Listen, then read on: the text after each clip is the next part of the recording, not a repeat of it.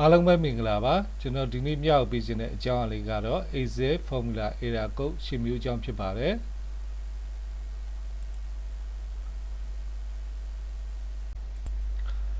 နံပါတ်1က divide by 0 error ပါစားကိန်းက0ဒါမှမဟုတ် empty ဖြစ်နေလို့ရှိရင်လည်း divide by 0 error ဖြစ်ပါတယ်ဒီမှာဆိုလို့ရှိရင်100ကိုစားတာ0ဒီဘက်မှာဆိုလို့ရှိရင်စားကိန်းက empty ဒီမှာဆိုရင်ကုတ်ရှန့်ကစားလက်ကိုရှာတာပါစားလက်ကိုရှာတဲ့ဥစ္စာကစားကိန်းက0ဖြစ်နေပါတယ်ဒီမှာဆိုလို့ရှိရင် mod ကအကျွင်းကိုရှာတာပါသူက100ကိုစားမဲ့ကိန်းက empty ဖြစ်နေပါတယ်ဒီမှာဆိုရင်ကျွန်တော်တို့ကဏ္ဍလေးထည့်ကြည့်ပါမယ်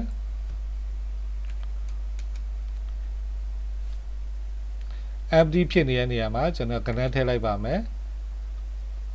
ဒီမှာကုတ်ရှန့်ဆိုတာကစားလက်ကိုရှာတာပါကျွန်တော်9နဲ့စားလိုက်လို့ရှိရင်9စက်တက်လီဆိုတာစားလက်ကိုရပါတယ်ဒါက mod mod ကအကျွင်းကိုရှာတာပါကျွန်တော်9နဲ့စားလိုက်တော့9စက်တက်လီ69ဆိုတော့100ရဲကနေဆိုရင်သူကအကျွင်း1ပဲကျန်ပါတယ်ကုတ်ရှန့်တို့ mod တို့ဆိုတာက decimal မဟုတ်တဲ့ပေါင်အောင်စတို့ပေါင်းတာတွေတို့ပေတို့လက်မတို့သုံးတဲ့နေရာမှာဆိုလို့ရှိရင်ကုတ်ရှန့်တို့ mod တို့အသုံးပြုလို့ရပါတယ်ဒါကတော့ divide by 0 error ပါ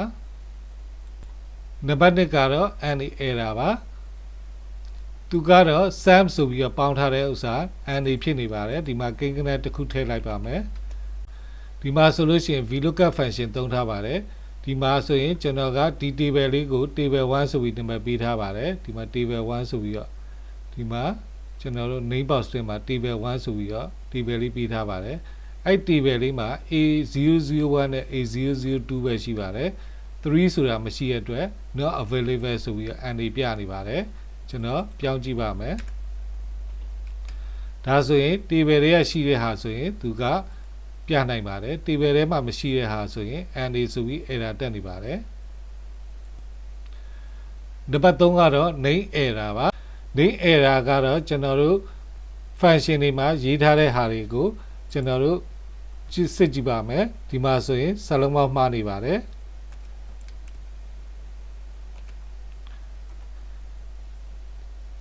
function စာလုံးပေါင်းမှားနေလို့ရှိရင်လည်း error တက်ပါတယ်နောက်တစ်ခုကတော့ကျွန်တော်ကဒီမှာ average ဆိုပြီးတော့ဒီမှာထည့်ထားပါတယ်ကျွန်တော်ကဒီ909ကို odd number ဆိုပြီးတော့ name box ထဲမှာရိုက်ထားပါတယ်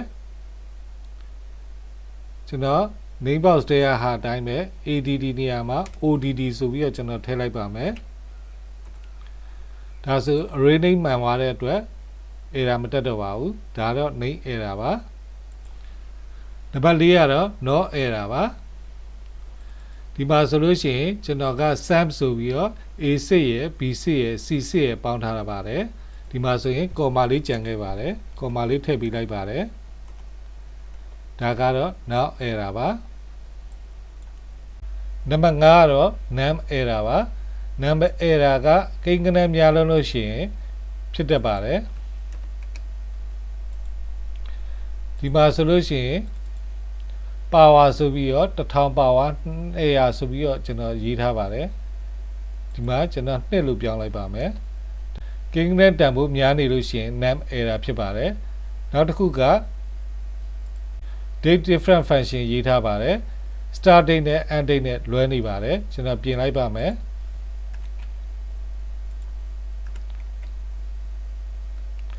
ဒါဆိုလို့ရှိရင် start date end date လွဲနေလို့ရှိရင်လည်း num error တက်ပါတယ်နံပါတ်6က reference error ပါဒါဒီမှာဆိုလို့ရှိရင်ကျွန်တော် C7 နဲ့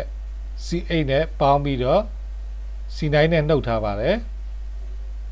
ကျွန်တော်တို့တစ်ခုခုကိုမှားပြီးဖြတ်ခဲ့လို့ရှိရင် reference error တက်ပါတယ်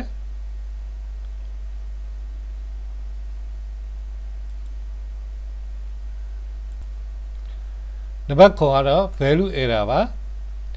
value error ကတော့ကျွန်တော်တို့ date တိုင်းတွေမှာဆိုလို့ရှိရင် date format မှားနေလို့ရှိရင်လည်း value error တက်ပါတယ် exam မှာ date format က month day year ပါဒီမှာဆိုလို့ရှိရင်လက73ဖြစ်နေပါတယ်ဒီမှာပြင်လိုက်ပါမယ်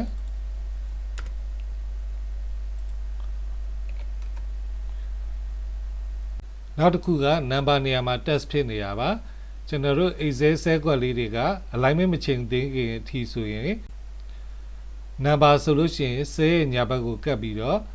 test ဆိုလို့ရှိရင် cell ရဲ့ဘယ်ဘက်ချမ်းကိုကပ်ပါတယ်ဒီမှာဆိုလို့ရှိရင်ဘယ်ဘက်ချမ်းကိုကပ်နေတဲ့အတွက် test ဖြစ်နေပါတယ်ကျွန်တော်ပြောင်းလိုက်ပါမယ် test ရဲ့ညာဘက်ချမ်းကိုကပ်သွားပါတယ်ဒါဆို number ဖြစ်သွားပါပြီဒါတော့ value error ပါနောက်ဆုံးတစ်ခုကကျွန်တော်တို့ cell နဲ့မဆက်တာပါ cell ကိုချိန်ပေးလိုက်လို့ရှိရင်ရပါတယ်ဒါဆိုရင် size pointer ကိုအသုံးပြုပါမယ် A နဲ့ B နဲ့ကြားထဲမှာ size pointer လေးကိုအသုံးပြုပြီးတော့ column ကိုချိန်လိုက်ပါမယ်ဒါဆိုရင်မြင်တွေ့ရပါပြီအားလုံးကိုကျေးဇူးတင်ပါတယ်